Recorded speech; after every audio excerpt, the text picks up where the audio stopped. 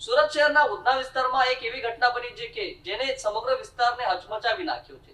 ભાજપના સક્રિય કાર્યકર ડિંડોલી યુવા મોરચાના ઉપપ્રમુખ જય દલાલની જાહેરમાં નિર્દયતાપૂર્વક હત્યા કરવામાં આવી। આ ઘટનાના સમાચાર ફેલાતા જ પરિવાર સહિત સમગ્ર વિસ્તારમાં શોકની લાગણી ફેલાઈ। ઉધના રોડ નંબર 6 પર બપોરના સમયે આ ચકચારી બનાવ બન્યો। મળતી માહિતી મુજબ જય દલાલ પોતાના રોજિંદા કામકાજ માટે બહાર નીકળ્યા હતા ત્યારે અચાનક પંકજ પાટીલ અને કિશન ઉર્ફે ચકલીએ તેમના પર જીવલેણ હુમલો કર્યો।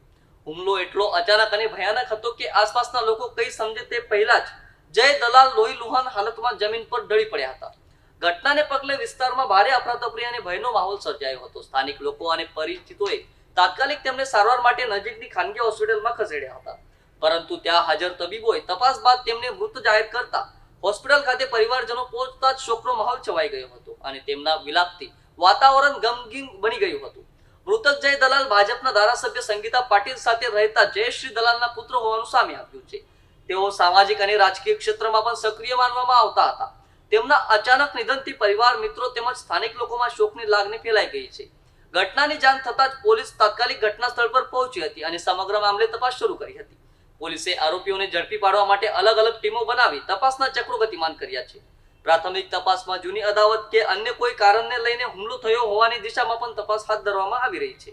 ગુનાની હકીકત એ રીતની છે કે આજના રાતના 12:30 વાગે આજુબાજુ જે મરણ જનાર છે જય દલાલ એ તેના મિત્રો સાથે રોડ નંબર 6 જે છે ભંગારની દુકાન ત્યાં ઊભા હતા અને તે વખતે 3 ઈસમો ટુ વ્હીલ ઉપર આવે છે, જેમાં કિશન પરમાર, પંકજ પાટીલ અને મિલંદ કોળી હોય છે। તો તે 3 જણા આવે છે અને જે મરણ જનાર છે જય નગીનભાઈ દલાલ એમને ચપ્પુના ઘા મારે છે અને ત્યાંથી ભાગી જાય છે, જેથી જય દલાલનું એપલ હોસ્પિટલ ખાતે સારવાર દરમિયાન મરણ થાય છે। સર, હત્યાનું પાછળનું કારણ શું છે? આરોપીઓના શું નામ છે? શું કામ ધંધો કરે છે?